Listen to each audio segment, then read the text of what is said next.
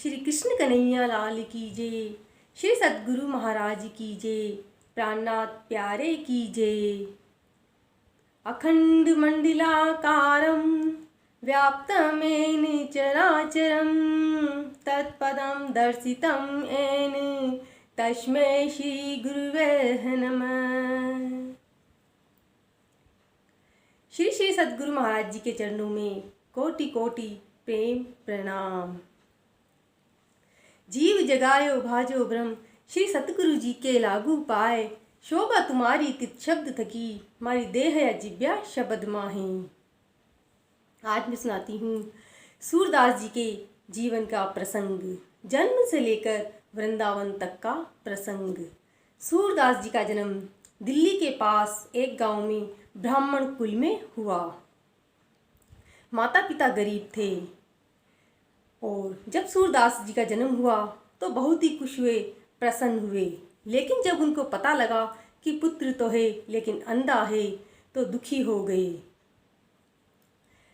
एक दिन जजमान ने, वहाँ के गांव के जजमान ने खुश होकर उनको 2 सिक्के दिए सोने के। सूरदास जी के पिताजी खुश हुए और सिक्के लेकर घर आ गए। माता को बताया। माता ने कहा चलो ठीक है, कुछ दिन आराम से गुजर जाएंगे। रात को सिक्कों को उन्होंने कपड़े में बांधकर रख दिया।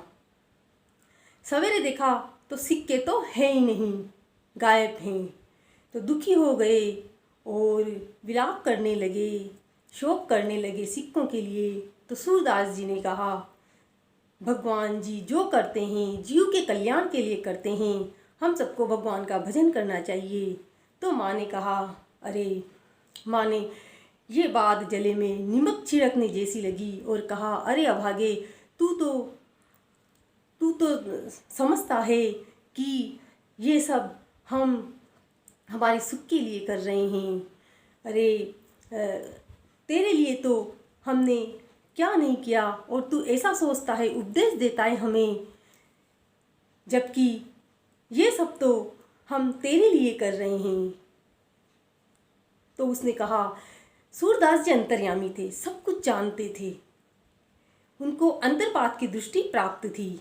उन्होंने कहा कि मैं सिक्के बता दूंगा कहाँ पर है, लेकिन आप लोग मुझे, जब मैं घर छोड़कर जाऊं तो तुम कुछ नहीं कहोगे।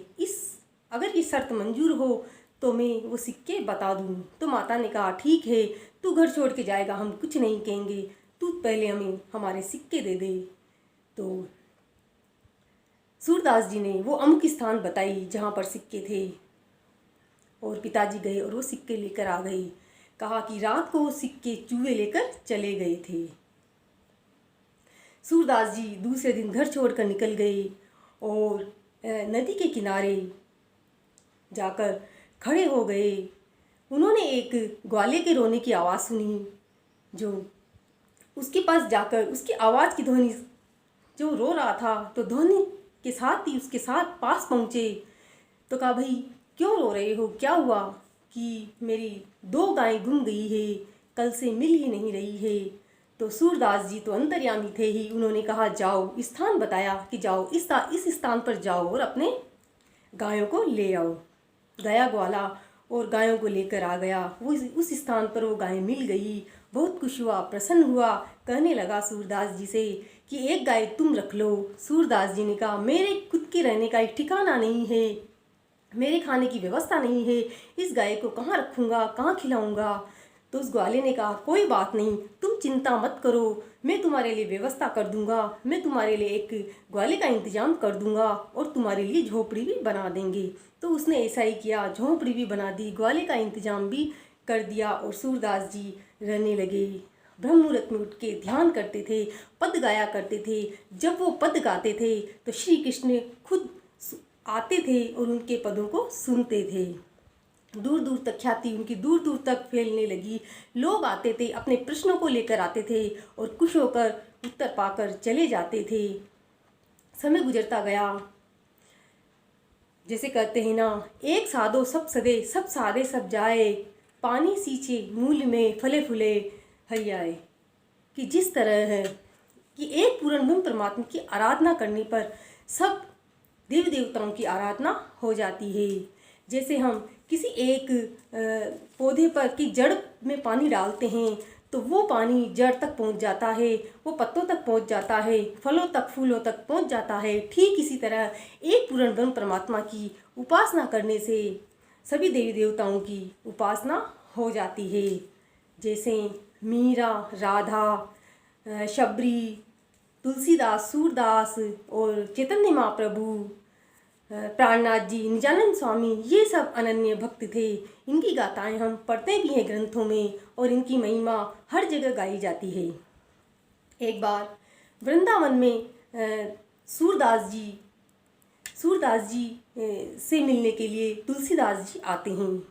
तुलसीदास जी जब पता लगता है सूरदास जी को तो वह दौड़कर तुलसीदास जी से मिलने जाते हैं।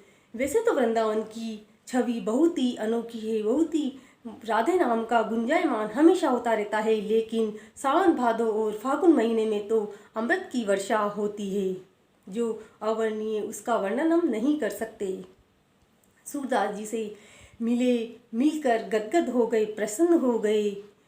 सूरदास जी ने कहा कि मैं तुम्हें, आज तुम वृंदावन में आए हो, मैं तुम्हें अपने श्री कृष्ण बांके बिहारी जी के दर्शन कराऊंगा। क्योंकि सूरदास जी को वरदान था कि वो जिस स्वरूप अपने गायन में जिस स्वरूप का वर्णन करते थे उसी स्वरूप में श्री कृष्ण प्रकट हो जाते थे। तो उन्होंने अपनी खरताल उठाई और गाने लगे। श्री कृष्ण साक्षात प्रकट हो गए। देखकर आंखों से नीर बहने लगा और मूर्छित होकर गिर गए। जब हृदय में प्रेम नहीं समाता तो आंखों से प्रकट होता है, आंखों से निकल जाता है। उनका सिर श्री कृष्ण के चरणों में झुक गया। उनकी नैनों से श्री कृष्ण के चरण धुल गए। थोड़ी देर बाद उठे और तुलसीदास जी को लिया, हाथ पकड़ा और कहा, तुम भी मेरे बांके बिहारी के दर्शन कर लो। अब तो तुलसीदास जी हाथ जोड़कर खड़े हो गए। प्रभु, आपकी छवि तो बहुत ही मनमोहक है, बहुत ही प्यारी है। मैं आपकी सुंदर छवि को देखकर रानियों ने अपना श्रृंगार करना छोड़ दिया और राजाओं ने राजमहलों को त्याग दिया। आपकी सुंदर छवि को देखकर सन्यासी संन्यास को छोड़ देते हैं, तपस्वी तपस्या को छोड़ देते हैं, योगी अपनी योग को छोड़ देते हैं। हे प्रभु, लेकिन मैं क्षमा प्रार्थी हूँ, क्योंकि मेरे जो गुरु हैं उन्होंने मंत्र दिया है मुझे राम का। अब राम के चरणों में सिर झुक गया है, जो राम के चरणों में सिर झुक गया है, मैं वो आपके चरणों में कैसे झुकाऊं। प्रभु कहने लगे कि आपकी जो ये मनमोहक छवि है ये आँखों से दर्शन करके सीधे नीचे उतर जाती है। अगर आपके हाथ में धनुष और बाण हो तो मैं भी आप चरणों में सिर झुकाकर अपने आप को धन्य बना लूँगा। मोर मुकुट पीताम्बरी छवि भली श्री राज, तुलसी मस्तक तब झुके जब हाथ लो धनुष बाण। श्री कृष्ण भगवान मुस्कुराए और हाथ में अपना वेश बदल लिया उन्होंने और हाथ में धनुष और बाण ले लिए।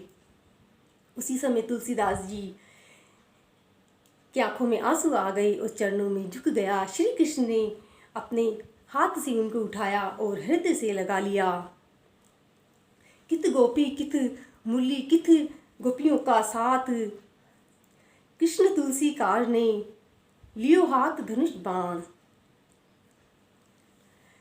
तो देखिए, भगवान भी भक्त के आगे झुक गए और उनकी मनमोहक छवि को तुलसीदास जी ने अपने हृदय में बसा लिया।